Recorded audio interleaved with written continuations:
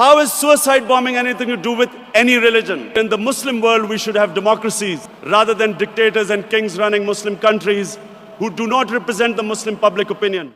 Bismillah ar-Rahman ar-Rahim. I really want to thank the Global Peace and Unity Organization to get me here. The point I want to make tonight is this, that it is extremely important for Muslims to be able to convey to people living in Western countries that there is no correlation between Islam and terrorism. Unfortunately, through a planned campaign, Islam and terrorism have been linked, and 1.3 billion Muslims are on the back foot, on the defensive, trying to justify that Islam has nothing to do with terrorism. And what the point you need to make is this, that according to the Holy Quran, 124,000 messengers of God were sent on earth, all of them with one message. And the message was that the Almighty wanted us to be human beings rather than intelligent animals. Animals believe in might is right, survival of the fittest, whereas human beings have compassion and justice. And Muslims were supposed to be and should be the community that should be compassionate and that should believe in justice, just like every messenger of God to every human community brought the same message. So when something like 9/11 happens, we should be able to tell those people who blamed 1.3 billion people for the acts of 18 people that terrorism knows no religion.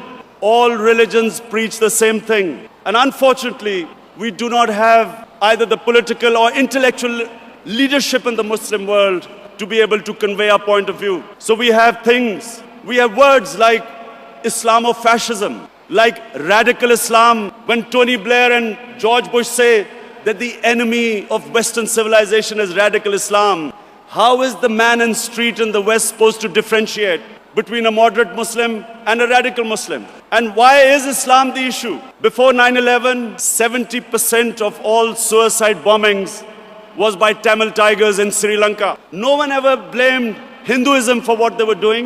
No one ever said that tell the Hindu priest to tell them that suicide bombing is not part of Hinduism.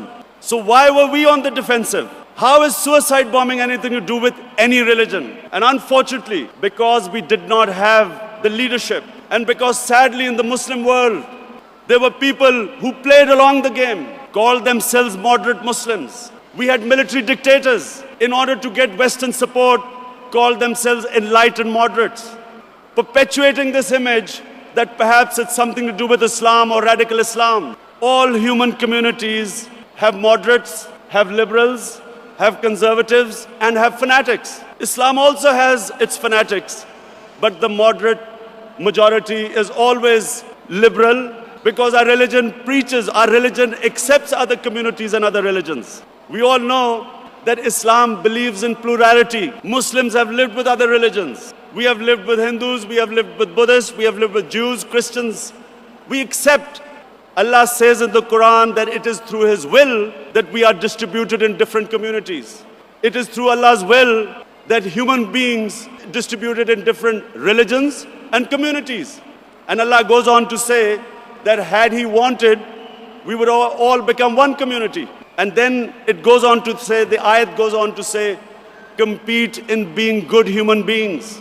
So we have a religion which preaches plurality. We accept other religions. Nowhere does Allah tell us to convert everyone to one monoculture or mono-religion. And all we are asked is to be better human beings, compete in being better human beings. So when we have things like the whole religion being called radical Islam, putting Muslims on the defensive, it is our failure to convey the true teachings of Islam to the Westerners. And the second point is very important to understand. We have also failed to make the Western countries understand that there are two aspects of religion which are sacred. One is the Holy Quran, and then the other is the personality of the Prophet, peace be upon him. Unfortunately, when either the Quran or our Prophet, peace be upon him, they are ridiculed, the Muslim leadership has failed to convey to the Western countries that it pains and hurts us. Because the leadership doesn't do anything, we have radical youth demonstrating, being violent, and giving our enemies an opportunity to malign our religion.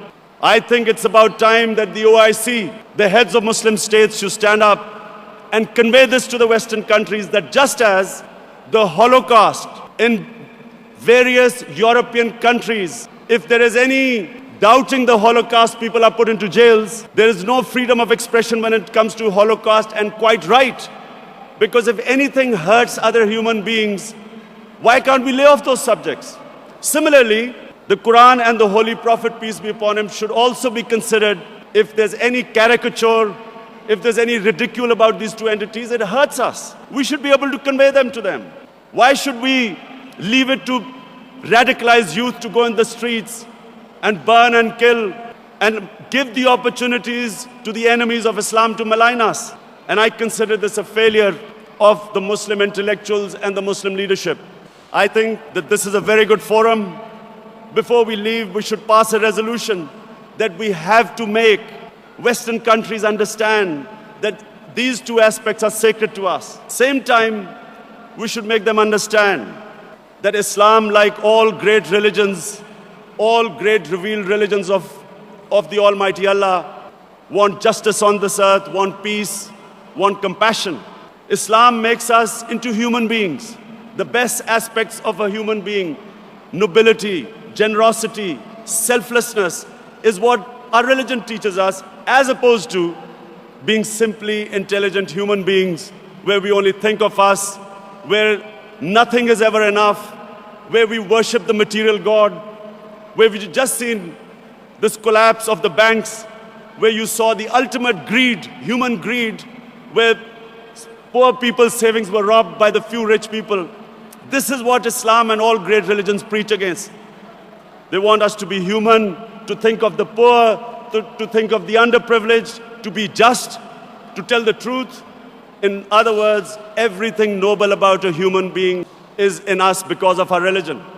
I hope that Muslims living in Western countries will come in the mainstream. You will participate in the political process, not get marginalized, be able to convey your feelings through the political process, whether it is local council, whether it is your local MP, because when you get marginalized, I'm afraid marginalization creates radicalization. We don't want our youth to get radicalized. If we think that there is injustice being done to Muslims, we should have forums to speak out against. We should have forums where we can make our voice heard. And that's why I believe that the youth, Muslim youth living in the Western countries, should take part in the political process and not get marginalized. And I also feel that inshallah the time is coming where in the Muslim world we should have democracies rather than dictators and kings running Muslim countries who do not represent the Muslim public opinion. And because they do not represent the Muslim public opinion, we have puppets sitting there who are manipulated by superpowers for their own ends, as is unfortunately is happening in Pakistan, where a puppet is making our own army kill our own people in the name of war on terror, whereas in fact it has become a war of terror. Thank you very much.